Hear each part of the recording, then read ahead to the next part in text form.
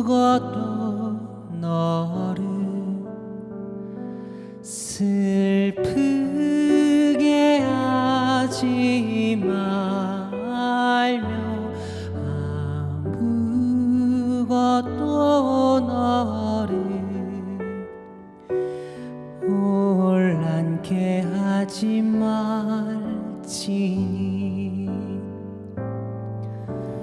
모든 것은 다 지나가는 것 다 지나가는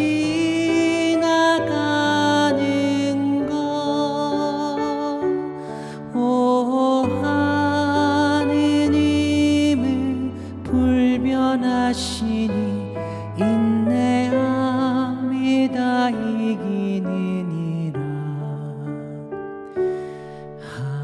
하느님을 소유한 사람은 모든 것을 소유한 것이니 하느님만으로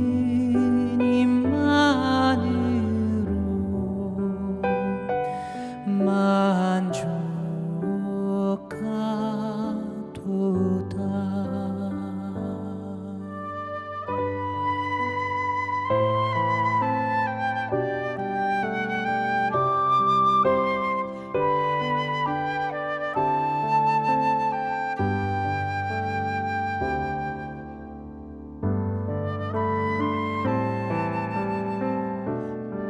저희 그림자죠. 보고 싶지 않은 모습들인데 너무 어린 나이고 그런 상황인데도 도망갈 수 없다라는 거, 맞서 싸울 수 없다라는 거, 이걸 내가 다 감당해야 된다라는 그런 강박, 그래서 너무 애를 막 쓰던 그런 모습, 그러다 보니까 너무 좀 불안하고 두렵고 굉장히 힘들었었던 그런 기억들이죠.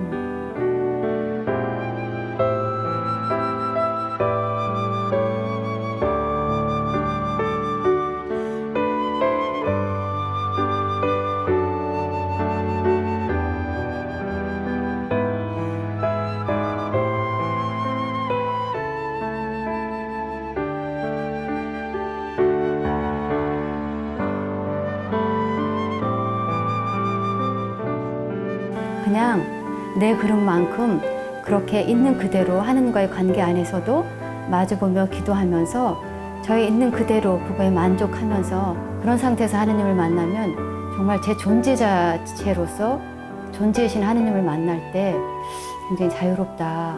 내가 이대로 존재해도 괜찮구나. 이대로도 나는 충분한 사람이구나 했을 때 저는 정말 너무 행복하고 그게 자유구나 하는 걸 많이 깨달았습니다.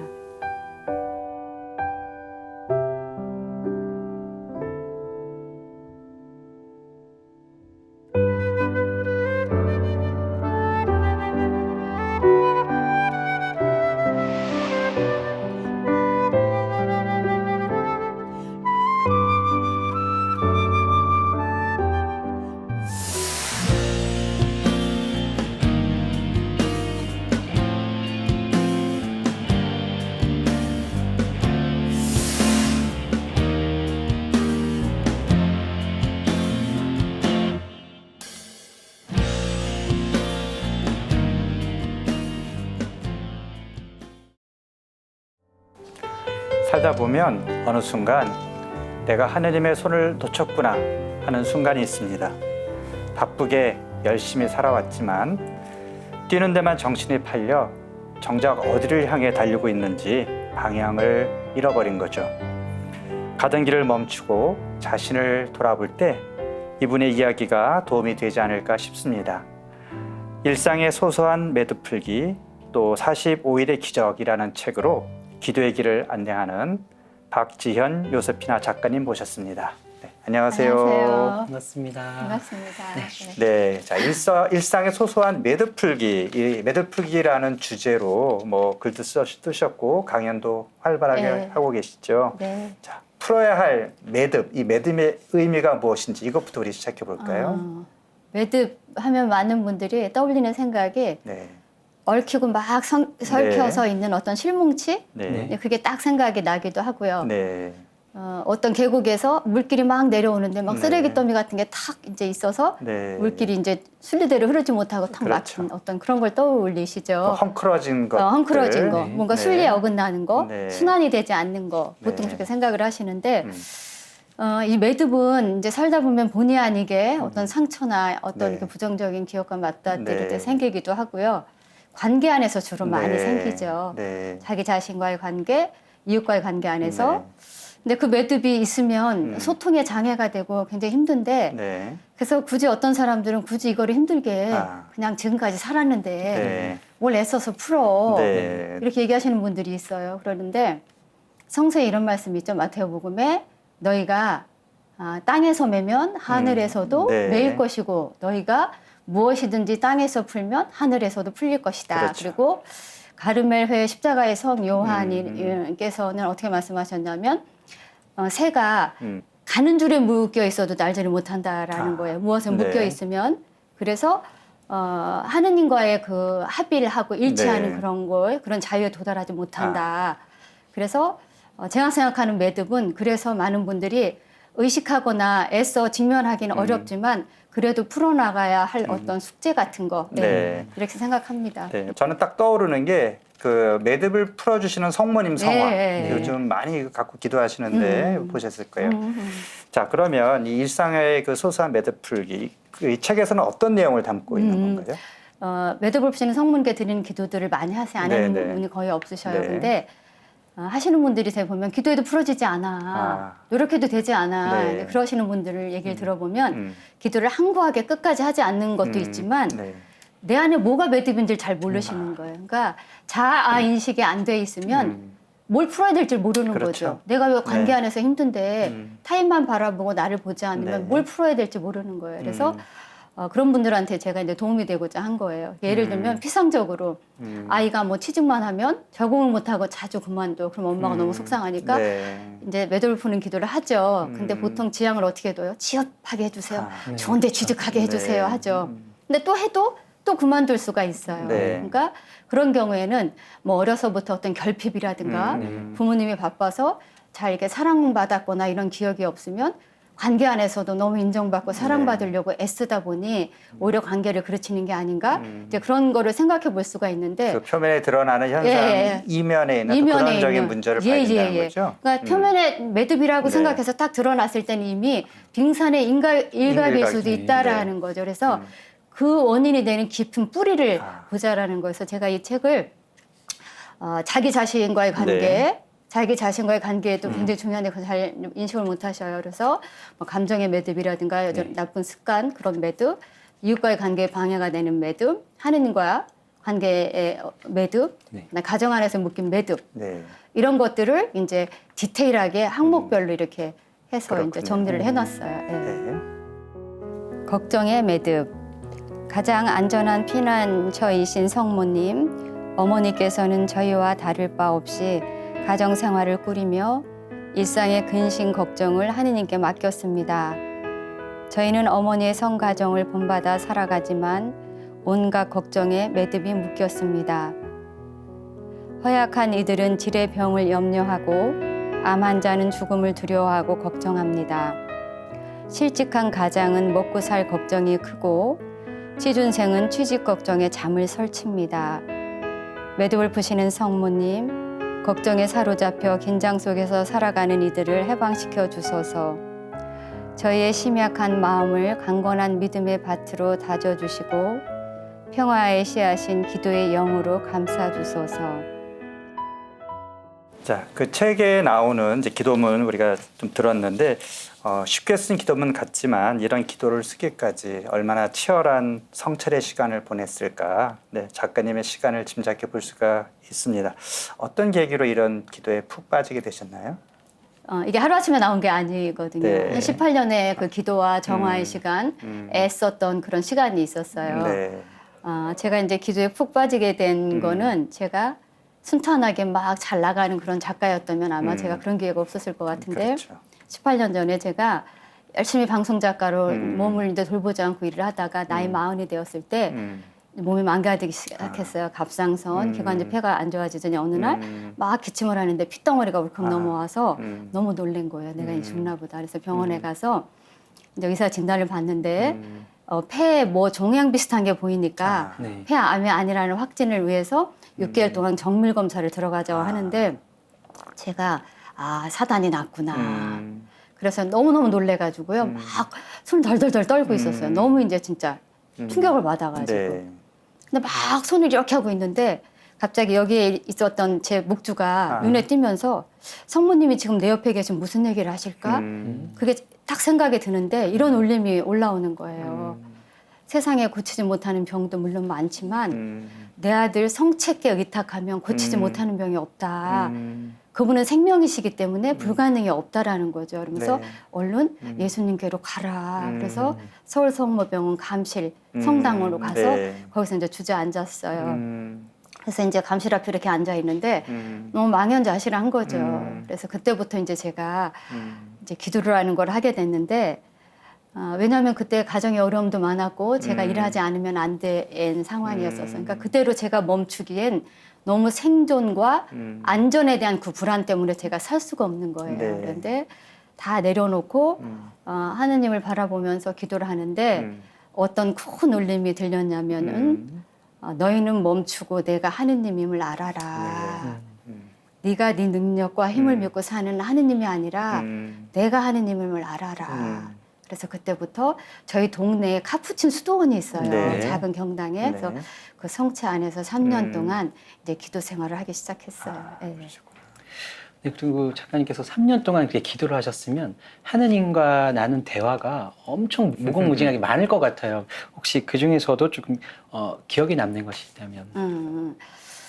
제가 이제 기도라는 것을 하면서 다 내려놓고 할 때 처음에 묵상한 건 이런 거였어요. 이대로 죽으면 하느님이 예수님이 나한테 뭘 물어보실까? 네. 치열하게 작가로서 열심히 살았고 아내로서 네. 좋은 아내의 역할로서 열심히 살았고 아이들의 슈퍼우먼 엄마로서 열심히 살았고 부모님의 착한 딸로 너 정말 열심히 살았다. 그렇지만 나는 그걸 물어보지 않는다. 네. 그건 역할과 행위지 네 존재가 아니란다. 그러면서 나는 너에게 네가 네 자신으로 내 안에서 하루라도 행복한 적이 있었더냐 이걸 물으신다 하시는데 네. 제가 뒤통수를 망치로 맞은 것처럼 그런 생각이 떠오르셨군요. 네, 그러면서 온 전 인생이 다 막 이렇게 돌아봐지기 난 시작하는 거예요. 여태 정말 잘 살았어. 네네. 이런 생각을 하고 살아왔는데 네. 본질은 그게 아니다. 네. 너가 너 존재로- 자신으로서 제 자신의 저다운 모습으로 존재이신 하느님을 만나는 그런 행복을 하느님께서는 원하셨는데 저는 너무 역할과 어떤 행위 그렇죠. 그게 제 삶의 사랑인 줄 알고 그렇게 살았던 거죠. 그런데 자기 자신을 정확하게 들여본다는 것이 음. 좀 어렵기도 하고 사실 좀 고통스럽기도 하잖아요. 근데 작가님은 어떠셨어요? 근데 사람들이 자기를 보는 거를 왜 고통스러워하고 어려워할까요? 자기가 좀 부족한 그런 모습이 먼저 보이죠, 사실. 네. 인정 안 하고 싶은? 그런 거? 네, 예. 네. 왜냐하면 자신 어렸을 때부터 우리가 부모님한테 기대를 받기를 완전해야 되고 잘해야 되고 맞아요. 남들보다 앞서야 되고 바라야 되고 네. 그렇게 이제 기대를 받고 자라잖아요. 그냥 있는 그대로 무조건적인 사랑을 받은 기억보다는요. 그러니까 그런 이제 자신의 부족함을 감추기 위해서 가면을 쓰고 열심히 살았잖아요. 네. 그래서 자기가 만족을 하면서 살았는데 다 내려놓고 자기의 깊은 동굴 안으로 들어가 보니까 너무 찌질한 자기 모습이 보이는 거죠. 그리고 그 막 내가 수치심을 느끼지 않으려고 그런 불안을 느끼지 않으려고 열심히 이렇게 숨기려고 살았구나. 인정받으려고 열심히 살았구나. 나를 크게 보이려고 이렇게 열심히 살았구나. 알고 보니 너무 작고 초라하고 작은 거에도 흔들리고 이러는데 그래서 그런 자신의 모습을 보는 게 너무 힘들죠. 그래서 근데 이 매듭을 풀거나 기도를 할 때 가장 중요한 게 자아 인식이 되어야 되거든요. 네. 내가 어떤 사람인지 어떤 상처에 매여 있는지. 그래서 제가 그 막 저를 직면하면서 막 안 해본 기도가 없었겠죠. 살려고. 네. 너무너무 힘든 거예요. 기도만 하고 살았으니까. 근데 거기서 한 줄기 빛처럼 나한테 다가온 기도가 교황님이 많이 하라고 하시는 매듭을 푸시는 성모님께 네. 드리는 기도였어요. 근데 교황님께서 어디 수도원에 가셨는데 당신도 좀 어떤 마음의 매듭 때문에 힘들어 하셨을 때 매듭을 이렇게 풀어가시는 성모님의 성화를 이렇게 보면서 기도하니까 당신의 마음에 있는 매듭을 하나씩 풀어주시는 것 같은 체험을 하셨다고. 네. 그래서 교황님 되시면서 굉장히 많은 이 시대에 가난한 이들과 연대해서 그런 기도를 많이 해줘야 된다고 네. 하셨는데 그때 제가 이걸 착 잡은 거죠. 아, 이 매듭은 심지어나 트라우마나 이런 심한 매듭은 원죄처럼 정말 고질병처럼 내 힘으로 되지 않는 게 많거든요. 네. 그거를 이제 온전히 이제 의탁하고서 맡겨드리는 그런 기도를 하게 됐는데 그러면 작가님이 자기를 인식하고 이렇게 기도하면서 보면서 내 안에 나를 좀 묶고 있는 그런 매듭 이것이 뭘로 인식을 하셨는지 좀 개인적인 그런 어떤 성찰 이런 것도 여쭤봐도 될까요? 저의 매듭에서 맨 처음에 제가 직면한 임상사모 교육이나 여러 가지 기도 생활 속에서 직면한 거는 과도한 책임감이었어요. 예를 들면 어렸을 때 양 부모와 저 삼각형 관계가 있잖아요. 근데 그 관계가 애착 경험이 풍부하게 잘 돼서 상처가 없고 사랑을 충분히 받았다면 그런 매듭이 많이 묶이지 않는데 저희 아빠가 어려서 이제 친엄마를 잃으시고 이제 새할머니가 잘 길러주셨지만 그 상실과 이별의 슬픔에 대한 그 매듭이 많으셨어요. 그러니까 이제 알코올, 술에 의존하셨죠. 술에 의존하시면 폭력적이 될 때도 있고 네. 그러면 이제 엄마를 괴롭히고 막 두 분이 갈등이 생기면 저는 어린 아이 때부터 이 두 사람의 사이에 서서 뭔가 중재를 하고 좋게 내가 뭔가라도 잘하면 엄마 아빠한테 기쁨이 되겠지. 그리고 지금 이 순간에서 도망도 못 가. 도망가면 약자인 엄마가 무슨 일이 생길 것 같은 거예요. 잘못될까 봐. 그러니까 그 현장에 서서 뭔가 내가 역할을 하고 뭔가를 해야만 한다라는 그런 강박이 생기는 엄마 거죠. 아빠의 그 관계 회복을 위해서 네. 또 엄마를 보호하기 네, 위해서 내가 이 상황을 책임져야 하는 네. 거죠. 근데 그게 모든 관계 안에서 영향을 미치더라고요. 예를 들면 어떤 사람을 만나면 제가 좀 친밀하고 좀 이렇게 친화력이 있어서 사람을 이제 좀 잘 네. 만나는 편인데 만나면 제가 그 사람을 책임지는 대상으로 삼아버리는 거예요. 저도 모르게. 네. 좋은 역할을 해주고 싶고 뭐 모르면 알려주고 아. 어려움이 있으면 내가 막 네. 해주고 엄마 역할을 하는군요. 엄마 역할을 하는 아. 거예요. 맞아요, 신부님. 네. 모성애가 굉장히 네. 발달이 된 거죠. 그런데 상대방은 부담스럽죠. 그러면. 부담스럽죠. 네. 도움이 필요한 사람은 하지만 제가 또 지치잖아요. 그렇죠. 그리고 제가 하느님인 것 같잖아요. 뭐든지 다 해줄 것처럼. 맞아요. 네. 그래서 그런 매듭이 제일 컸고 두 번째는 내가 다 해야만 하는 거예요. 어려서부터 엄마가 너밖에 없다. 우리 딸이 똑똑하니까 그러게. 이렇게 한다. 이렇게 기대가 막 있으니까 아. 내가 다 해야 되는 거예요. 네. 그러니까 사람이 역할이 하나, 두 개만 맡아도 힘든데 저는 여러 역할을 그것도 그러게요. 똑같은 비중으로 중요하게 막 하니까 너무너무 제가 소모되고 힘든 거죠. 그렇죠. 예. 그래서 뭐 그런 매듭도 많고 그다음에 이제 그런 환경 속에서 자라니까 네. 잘못될까 봐 하는 그런 불안, 네. 두려움들. 예, 두려움이 많죠. 뭐가 있으면 잘못되면 어떡하지 네. 하니까 애써서 뭘 내가 먼저 하는 책임져야 거. 되는데. 그렇죠. 어머, 신부 너무 힘들죠. 좋아요. 혹시 신부도 그런 매듭이 있으신가요? 아니죠. 제가 그런 얘기를 많이 듣습니다. 네. 그래서 그런 것들이 관계에 뭐 네. 불안의 매듭, 걱정의 매듭은 네. 달고 살았고요. 그러면서도 너무 착한 사람으로 살아야 되니까 분노의 매듭, 네. 저 밑에서부터 억눌렸던 맞아요. 이런 것도 이제 오랜 시간 매듭을 풀어야 했었죠.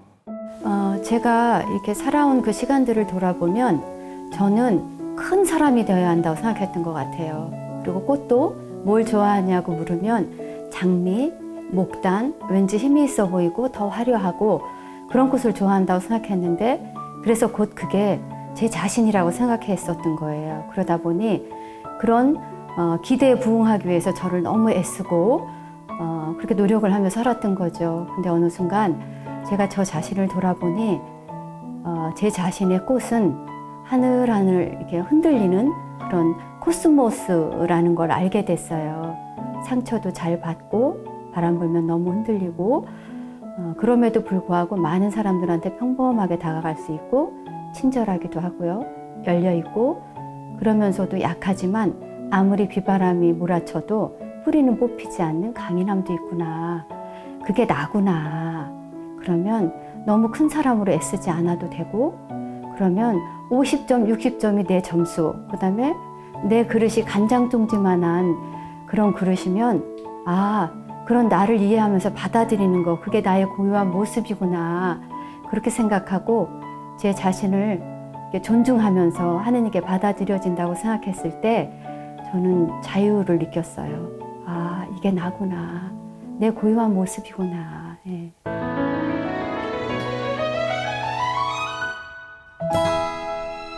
기도하면서 이렇게 어느 정도 이제 매듭이 풀리는 그런 기도의 체험이 있었을 거 아니에요. 네네. 그러면 어떤 자유로움, 해방감 이런 게 뭐나요?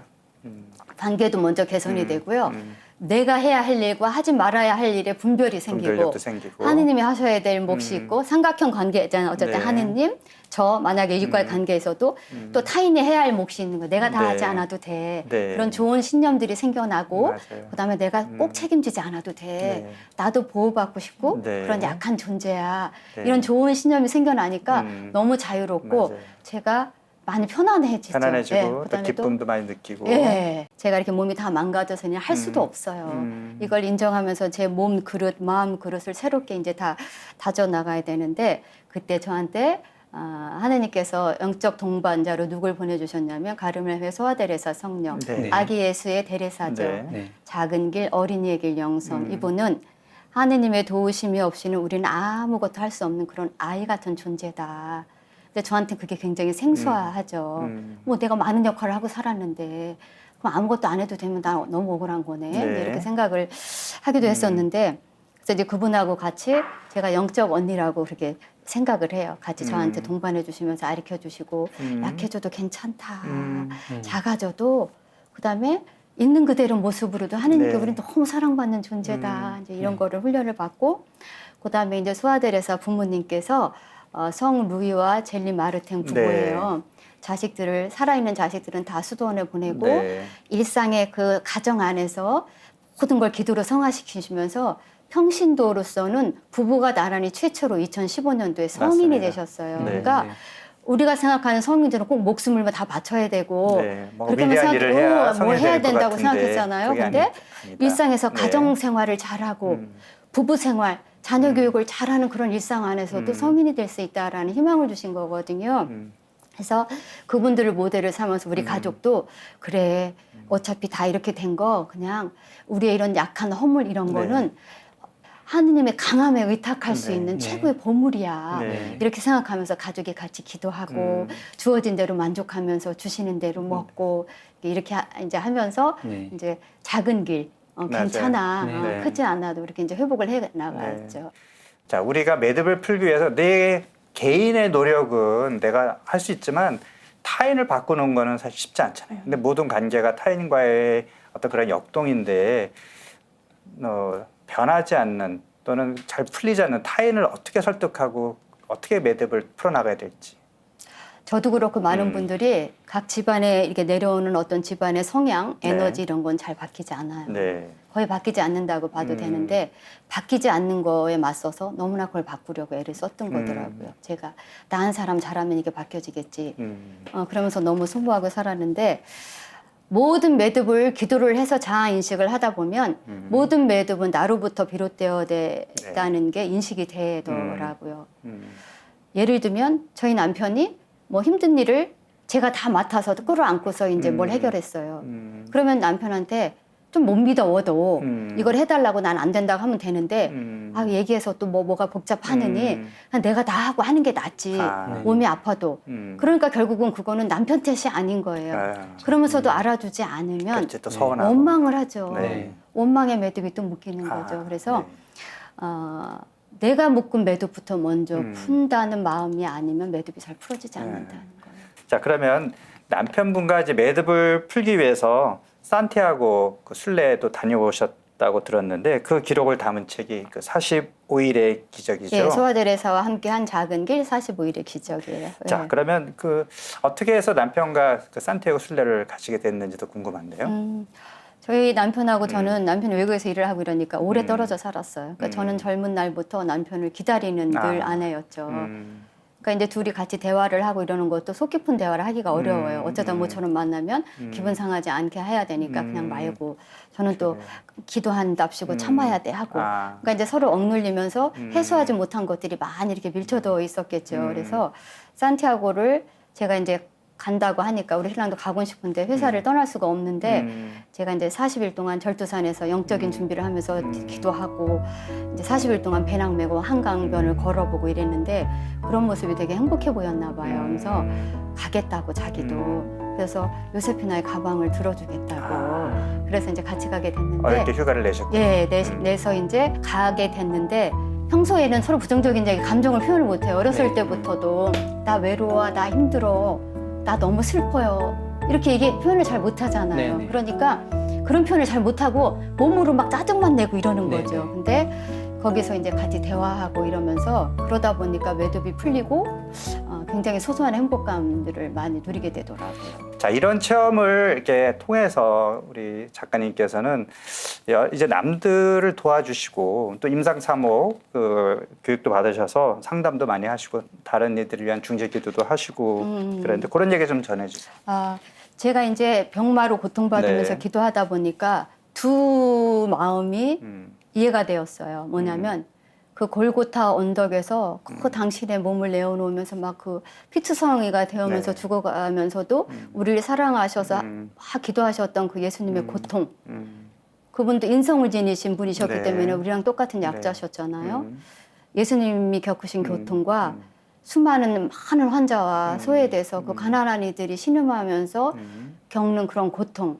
그 두 마음이 너무나 제 마음에 그것처럼 그렇게 공감하는 그 힘이 좀 커졌죠. 그래서 이제 그런 분들 위해서 어떻게 도울까 이제 이런 생각을 하다가 이제 기도 가르멜에 이제 입회해서 기도 생활도 하고 경찰서 유치장에 가서 이제 선교사로서도 이제 하고 그러다가 이제 CP 임상사모 교육을 하고 영적 돌봄가로서 이제 활동을 하면서 이제 호스피스 병동에 들어가지 못한 집에서 하신 임종자들 찾아다니면서 매듭 푸는 어떻게 인생의 매듭을 풀지 얘기 들어주고 기도 가르쳐주고 잘해서 보내고 그다음에 미혼모 혼자 너무 외롭게 아이들 더군다나 병이 있거나 이러면 그런 외로운 미혼모도 좀 만나서 돕고 그다음에 이제 중재기도 어려운 사람들이 이제 환자들 위급한 환자들이 있으면 중재기도도 해주고 예.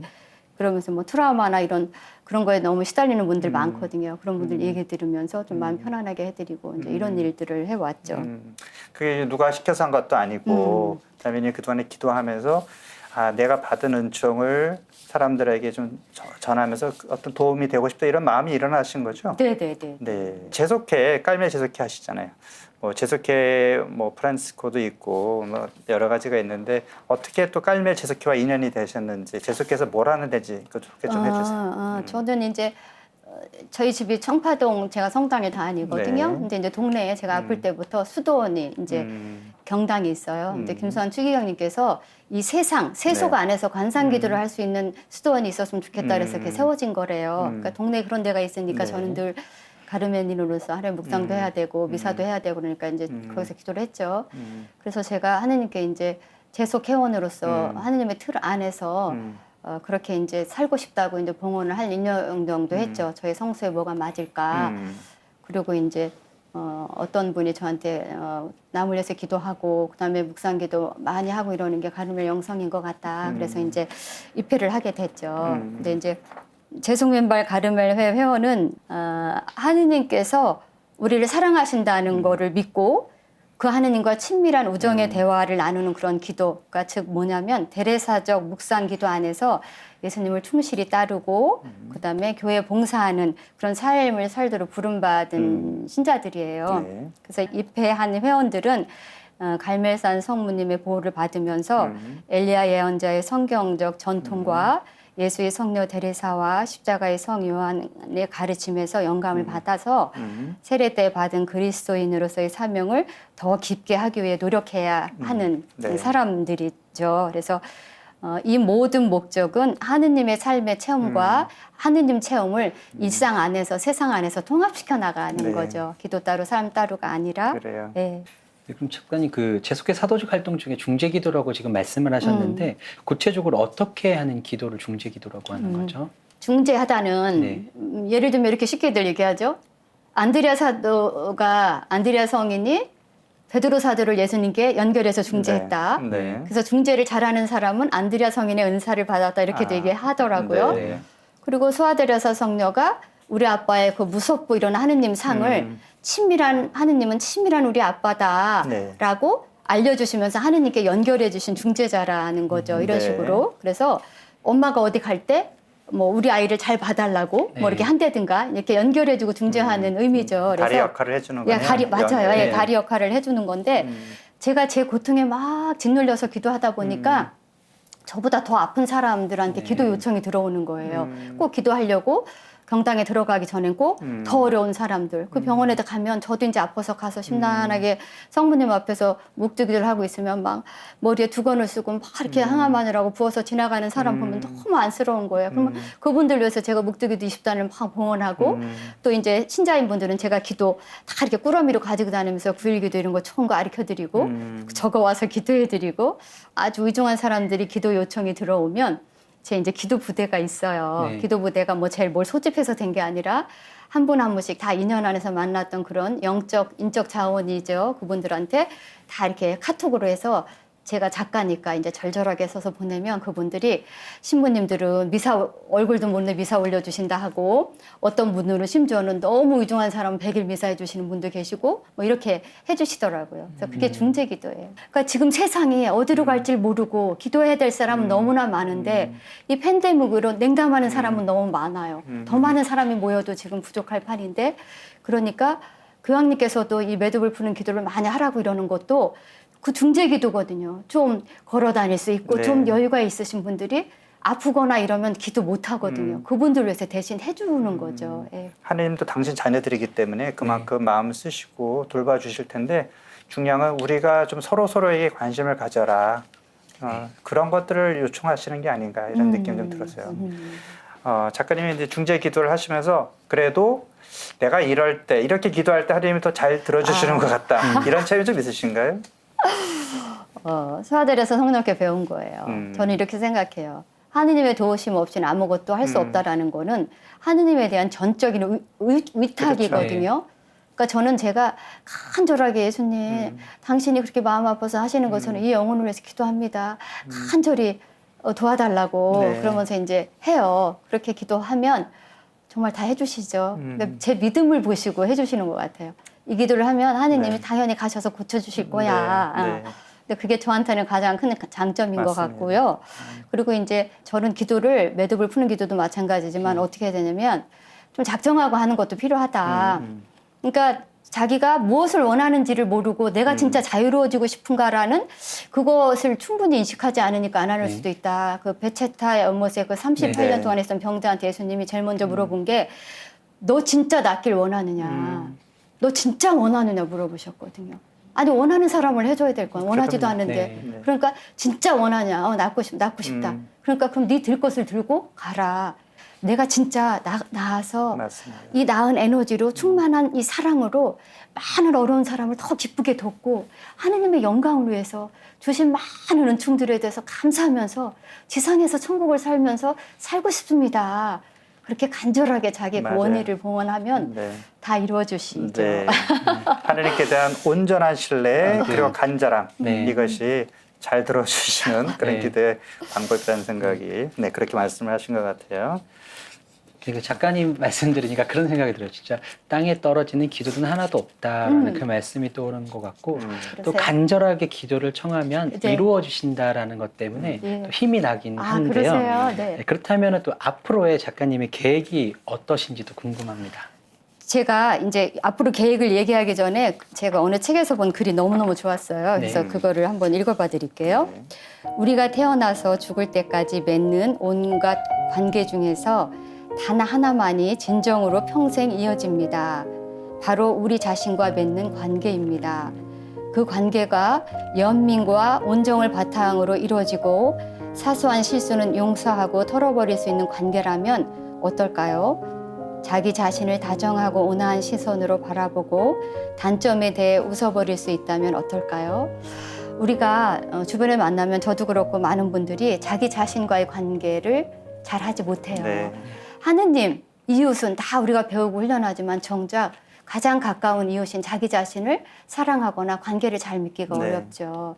그래서 저는 임상사목 이제 이런 영적 돌봄가로서 활동을 하면서 그 아픈 사람들을 보면 다 자기 인생을 못 살고 자기 자신으로 살지 못해요. 고요한 네. 모습으로 다 엄마 인생 대신 살다 네. 아버지 십자가 대신 들고 네. 너무 억울하게 가는 분들이 많아서 그런 분들을 더 많이 이제 돕고 제가 이제 감각운동 심리치료라고 트라우마 그 전문 상담가 과정을 공부하면서 좀 더 전문적으로 네. 도울 수 있도록 지금 더 이제 공부도 하고 돕고 네. 있고요. 제가 10월부터는 정동 프란치스코 회관에서 2개 강좌를 여는데 10회 기간 동안 하나는 성직자 수도자들을 위한 영적 돌봄가로서 자기 회복. 왜냐하면 누군가를 돌보고 사목하는 사제 수도자는 다 영적 돌봄가라고 저는 생각하거든요.